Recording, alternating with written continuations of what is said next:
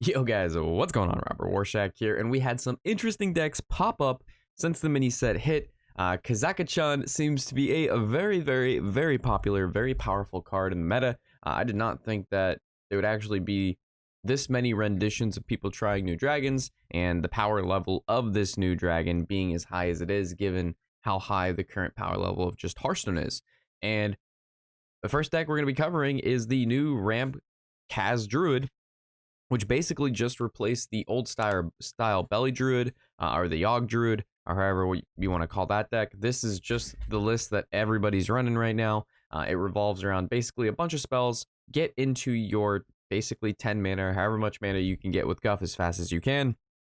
Be able to play the new dragon, and then transform your entire deck into those treasures. And then from there, you either use stuff like Solar Eclipse to double them up. I've seen people Solar Eclipse the 10 mana deal 8 Fireball card. Solar Eclipsing the book is really good. So the deck's win con is to just get those treasures as soon as possible. And then most of the time, those 10 treasures, even though you delete your deck to make 10 treasures, is enough value and damage to just win the game. And specifically in Druid, because you have stuff like Lightning Bloom and Ramp and Guff and Solar Eclipse that all work really well with the treasures. And yeah, so this deck's absolutely slaying right now. A lot of people playing it, and it's very popular on ladder. Another deck that is very popular, I haven't seen almost any Face Hunter. It's all been Quest Hunter. This was the first deck that we had posted a video on, so if you want to check back to yesterday or look in the description, I'll probably put the link to that video. This deck just slays. This deck literally won every game we played except the game where we played the KazDruid. Its only loss was against the KazDruid deck. So very good. Works well against warlocks, works well against mages. Hey doggo, do you want to tell them how good this hunter deck is? Bro, you're eating my fingers. Bro, chill out. Tell them how good this hunter deck is. Tell them they will win, so they subscribe to the YouTube channel and you can get fed, okay? You need treats, right? Oh, no, stop eating my fingers. Rob, you're shilling your dog for content. Hell yeah, brother. Nah, but seriously, Quest Hunter is really good with the new Dragonbane shot. I definitely undervalued this card. I was thinking for some reason when you got the honorable kill, it put another one in your hand, but I didn't know it was like, for some reason I thought it would like go away at the end of the turn and stuff like that, but you just like straight up just get another one, and then like you can just use it at another time. So Dragonbane shot, like really good. I don't know why I was thinking this wasn't that great. And then we also have the new Howl card, which is a great draw mechanic if you have no cards, which Hunter has always had a problem with card draw. This just refills your hand. Whether you're drawing 2 for 2, that's still really good, because Hunter normally, again, doesn't have access to a lot of draw besides Kodobane. And I thought we could actually take out Kodobane for the Howls, but it seems like we still need even more draw just because of like how much healing's in this meta, how much value people have. So the Howls and the Kodobane seem to be working just fine. We actually cut down one Devouring Swarm because there's not that many minions in the deck. And Devouring Swarm Squirped, like, it's great, but like it's no longer, you don't need it anymore. You just want to focus on getting that damage out. Taking a look at the Quest Rogue, while this deck didn't get that many new cards, the new card that it got is really good. The new Smuggler. It's a 3 mana summon a random minion with cost equal to the amount of SI 7 cards you played this game. And given that the entire deck is built around playing SI cards because you're playing the quest, it's a ton of tempo on the battlefield, and it works really well with, again, Shadow Step and stuff like that. So this card's really good. And with Thief Rogue getting nerfed, this was kind of the up and coming rogue deck. It was already doing well, and the Smuggler just kind of puts it to the next level as well.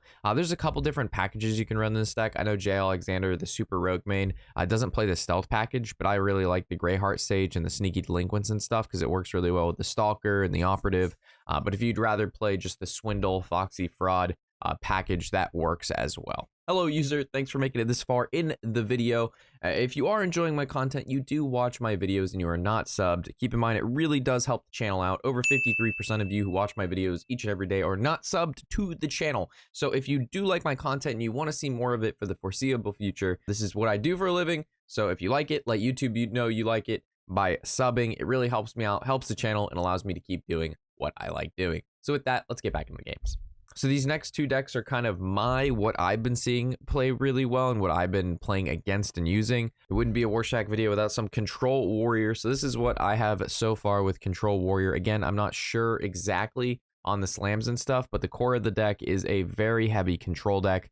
We have the new Drake, which is basically our shield slams, so we don't even have to run those anymore. It has a ton of armor gain, a ton of just overall defensive tools, which it can outvalue almost every other deck, surprisingly. And then once you get to the later stages of the game where you're like most of the stuff left in your deck is removal and your opponent's fizzling a little bit, then you go ahead and you drop your Kaz, and then you get your win conditions in there.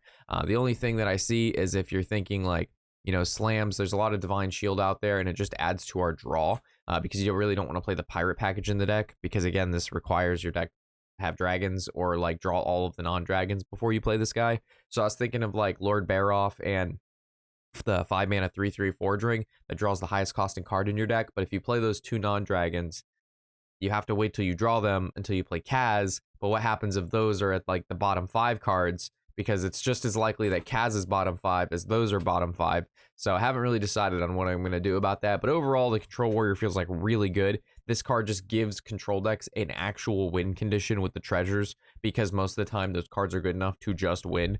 So Control Warrior actually feeling pretty good, and it is really good against all of the decks that people are playing right now. Quest Rogue it's really good against, any sort of burn or face deck it's really good against, and even the KazDruid it's pretty good against too, depending on like if they get like a lot of burn or they go like the more minion centric route. So Control Warrior feeling quite nice. Video coming soon. And then we have Dragon Priest. The reason this also feels really nice is just the sheer amount of healing control it has, and then again it does have that late game Kaz as that control win condition. So control decks actually feeling pretty decent right now. Whether or not it's because people are just gravitating towards the new fun cards and not playing the old OTK packages, regardless, ladder's been pretty fun right now. A lot of people experimenting, surprisingly, and there's a lot of treasures being thrown around.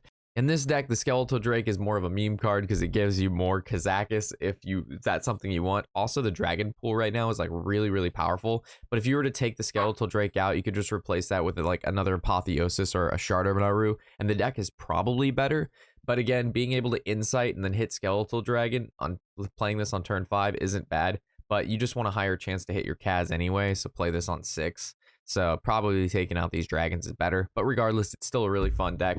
One Shadow Ward rune takes a shit ton of people by surprise, especially those druids and those warlocks. So with that, those are the decks that are standing out to me right now and performing very, very well in this new mini set meta. If there's any decks that you see that are popping up that I didn't cover, or you just want to share your thoughts, feel free to do that in the comment section below. As always, guys, I'm Robert Warshack, and happy whatever the hell day it is.